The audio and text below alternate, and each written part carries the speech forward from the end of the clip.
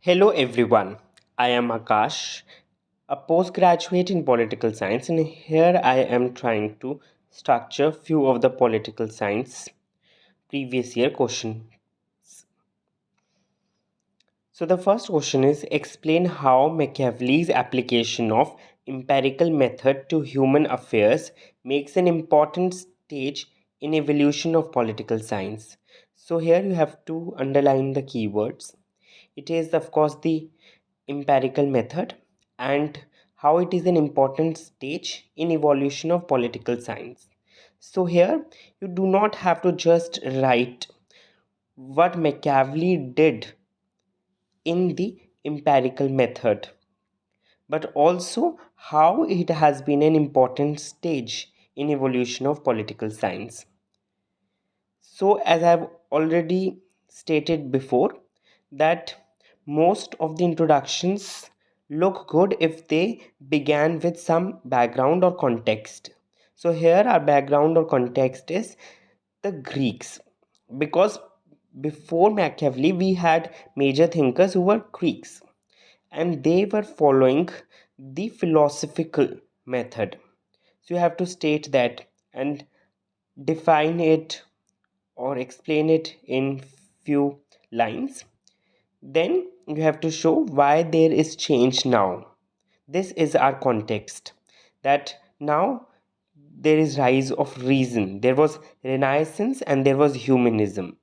And then in this paragraph only you can bring the Machiavelli.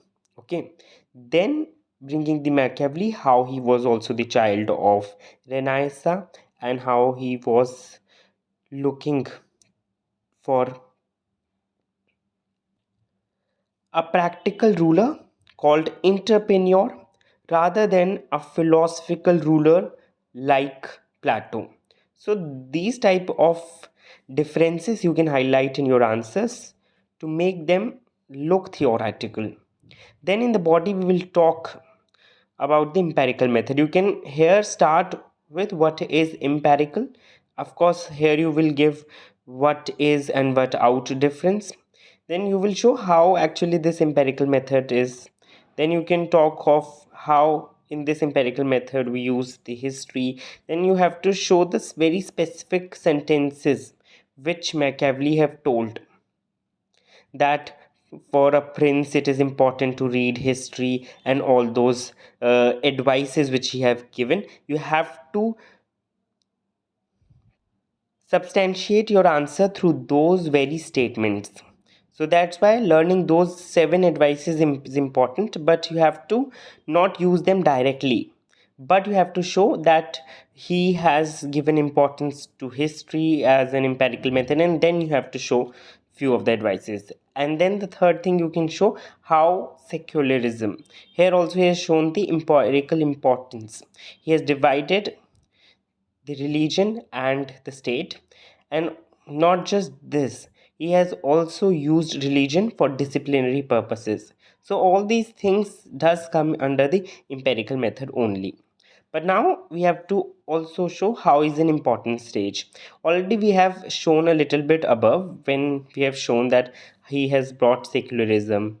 Okay, so here you can repeat that he was the very first person who crossed, no,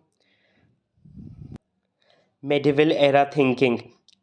And then you have to show that he, before there were various approaches like philosophical, legal, institutional, all these approaches and the various limitations of these approaches.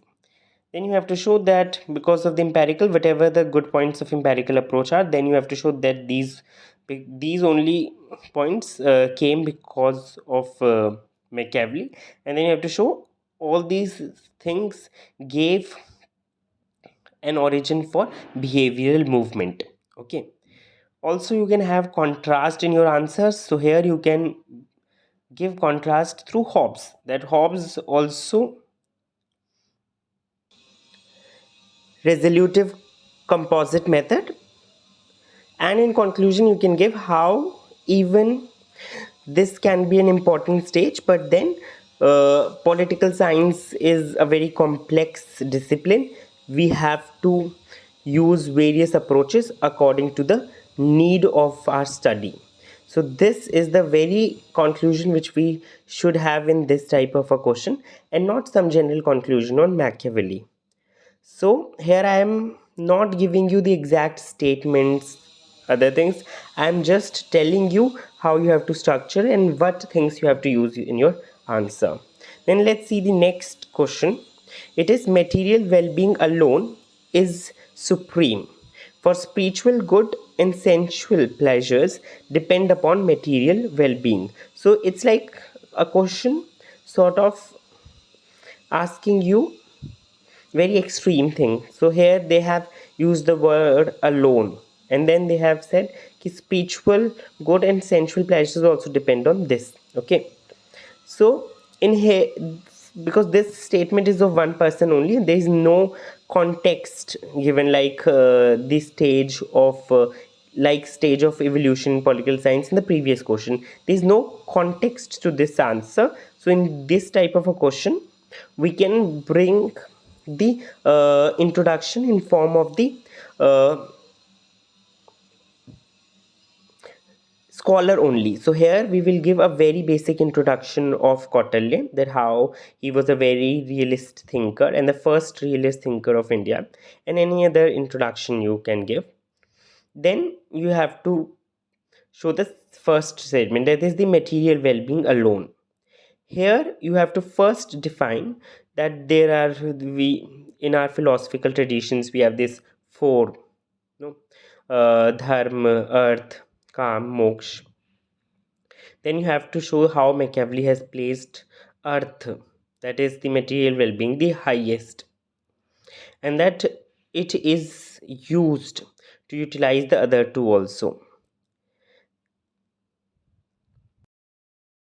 And to show the importance, you have to use various reasons, like you can use that the importance of preservation of land, which has been since ancient times, and also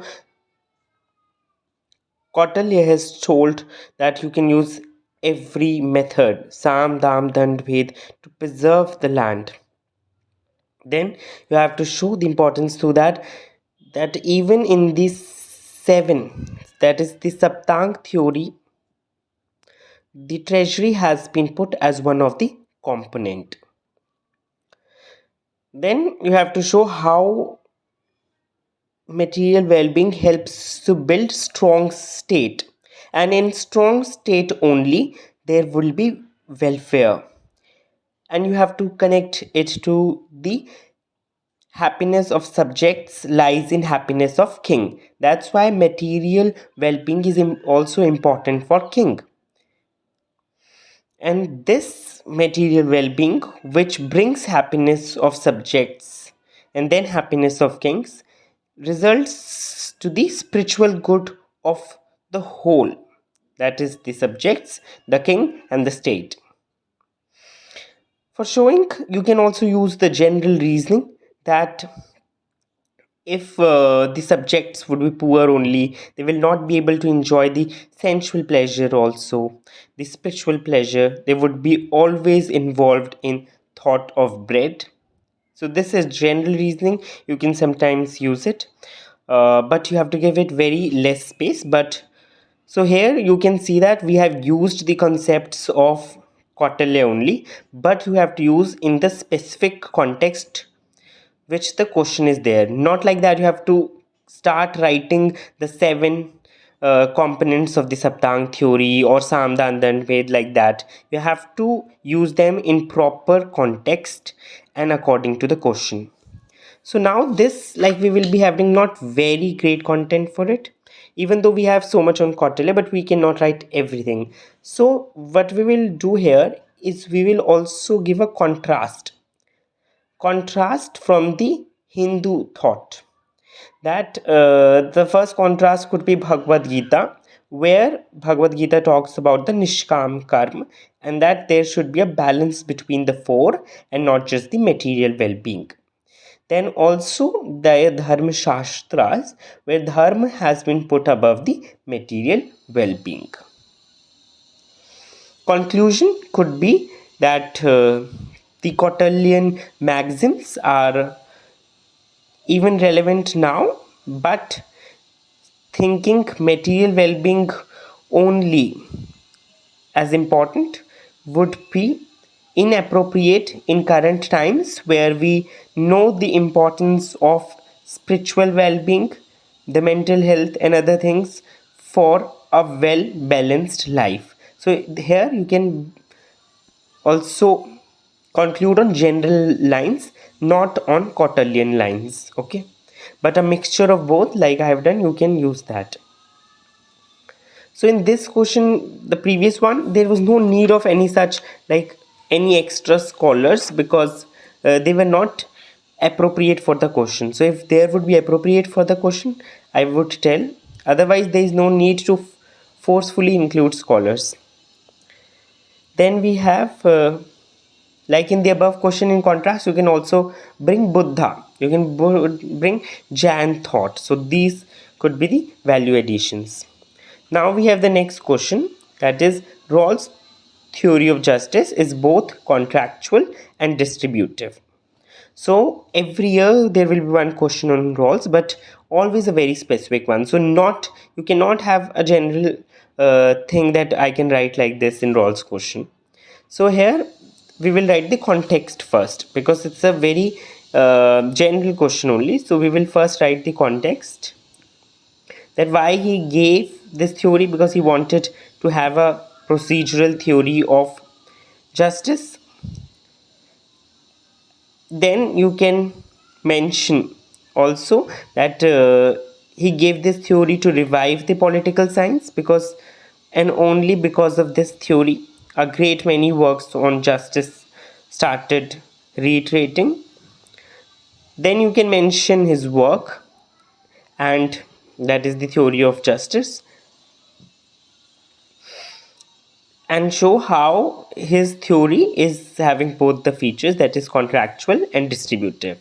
And now the content which many of the students have written, what they have done is that they know the theory, they have directly started with the theory itself. Not like that, you have to mention that it is a mixture of both, that is contractual and distributive, and then show the contractual side first and then the distributive side, then give criticisms of both, okay, and then conclude your answer. Okay, so for contractual, it would have to, you have to show some of the concepts of his theory. That first would of course be that it is a contract between the heads of the households. You have to use other keywords like under the veil of ignorance, that it is, you have to mention the reflexive equilibrium and these terms which are related to the contract, okay. Then on the distributive side, you have to mention the difference principle.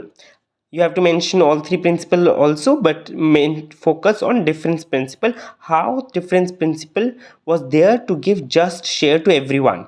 So now if I mention words like these, just share, in my otherwise Rawls content, then what happens, it is becoming more tuned for the keyword that is distributive.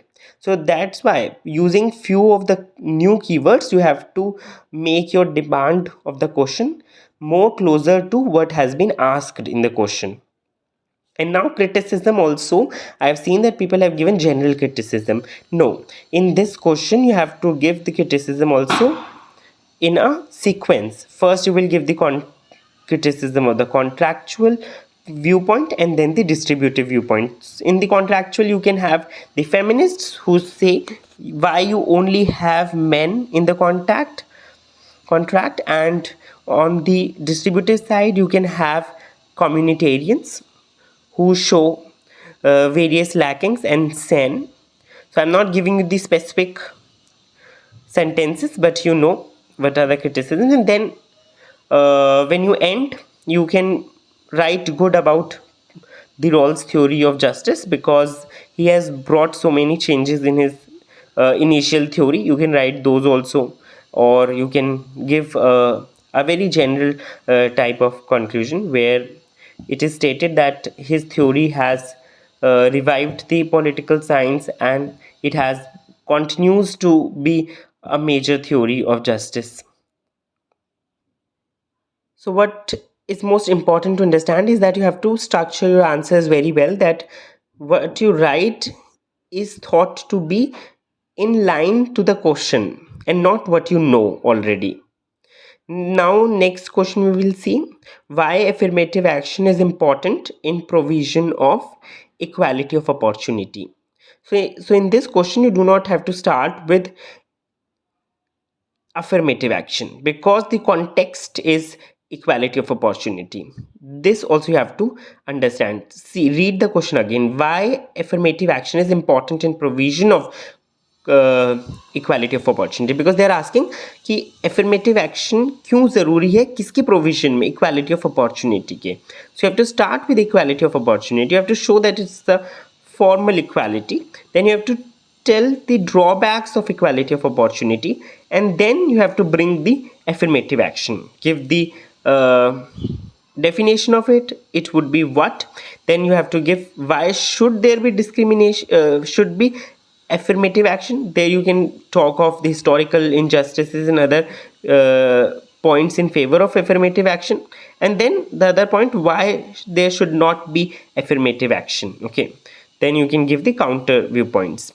Then you have to show how we implement affirmative action. You can show the national example in form of reservations, international examples from the US.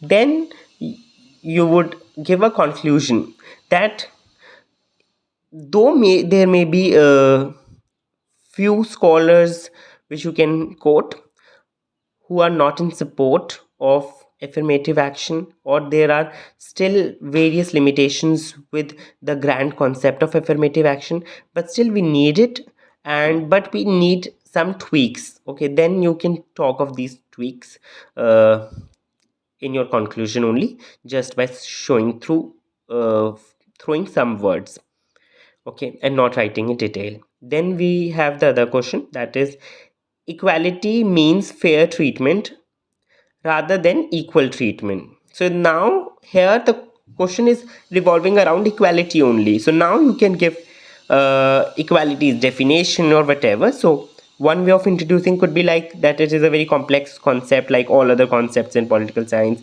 and then you can give the show the importance of equality by throwing the name of Dworkin, who said it to be sovereign virtue. Then you have to bring the main heading, that is the fair equality and not fair treatment and not equal treatment.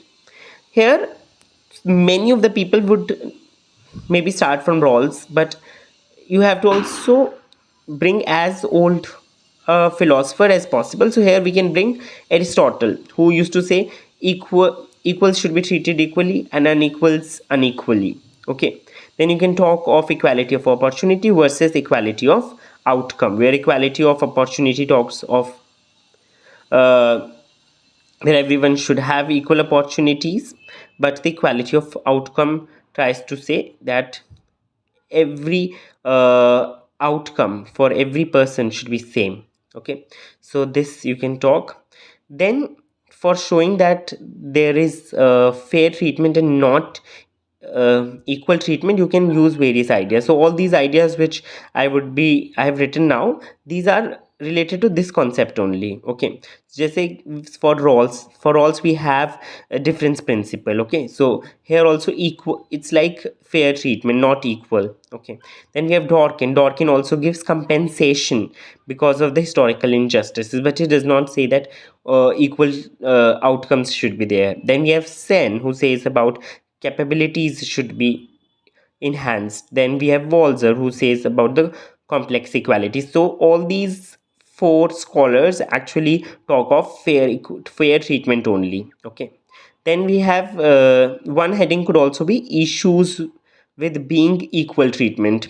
What would be the issues when we try to implement equal treatment? So we have Frederick Hayek, who said that it would be thought of as social envy. Then okay, then it would be very unnatural, no, because there is no equal treatment, equal outcomes, but it is made so that equal outcomes are produced. Okay, there would have to be manipulation, social engineering. So how this heading comes out? This heading comes out when you write equality of outcomes criticism only. Okay, so this heading has equality of outcome criticisms only. So you have to use the content which you have by framing new headings through the questions main demand. Okay, then we have you can show one more heading like modern implementation of this, how this fair treatment is implemented across world in form of affirmative action, in form of welfare state, and all those things. Okay, so conclusion could be more similar to the previous question only.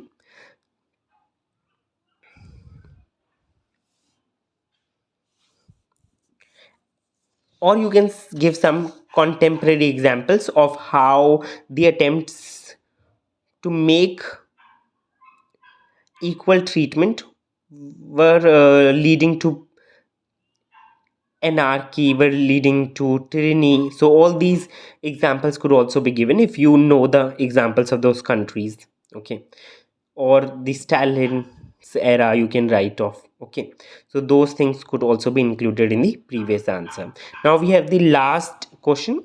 It is implementation of human rights is regarded as a matter of changing the conduct of states.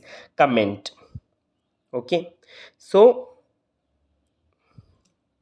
here first you have to give the origin of human rights, how human rights have that they emerged in the context of Nazi atrocities leading to the acceptance of United Nations Declaration of Human Rights 1948.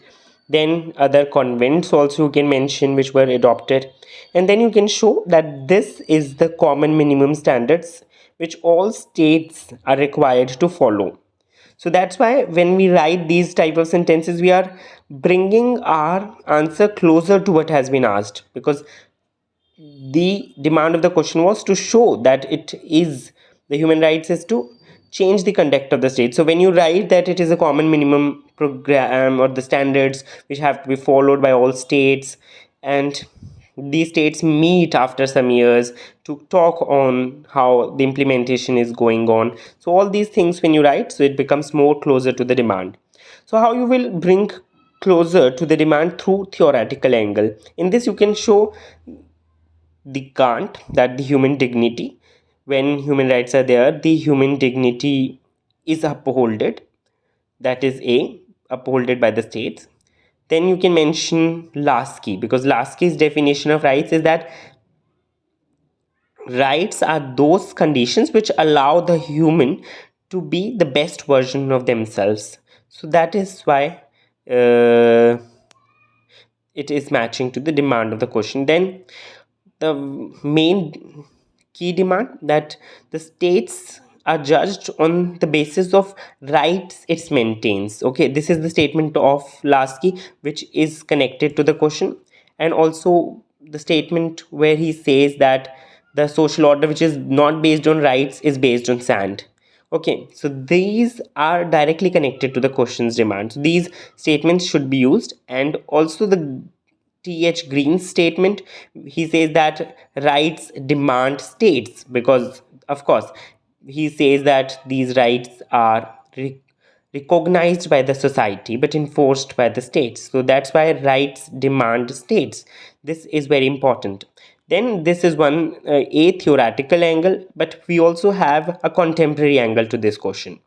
And this question is such that it could be asked in paper 1A and also paper 2A. Okay, and in both places what would happen is that you will have the same type of introduction, because it's very important to give the context that these rights were emerged because of the Nazi only.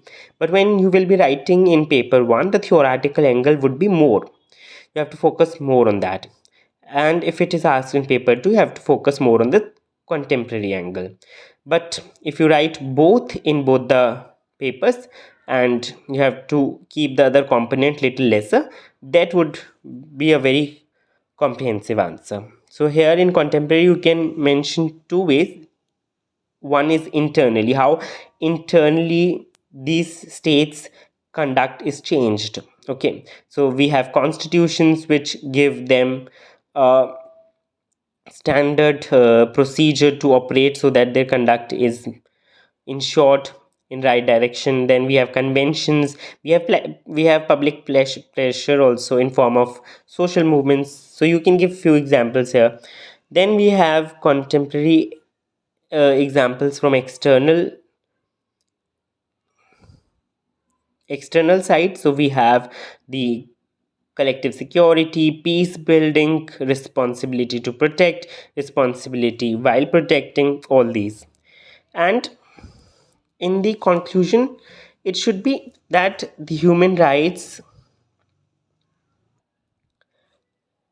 are not just there to bring greater freedom for humans, but human rights also demand changing the very nature of state, and also not just state but also the international system as a whole. Because when from the external side the other states are collaborating for responsibility to protect, the very nature of international system is also getting changed. It no longer remains realist. It becomes liberal, it becomes interdependent. So that's why the question is also in such a fashion. And when you conclude on these lines, then it will be like you have understood the key demand of the question. So thank you. I hope you have got a little bit of knowing how to structure the political science answers. And for the part B, you can comment the questions which you find difficult, and few of the questions I will talk about. Thanks.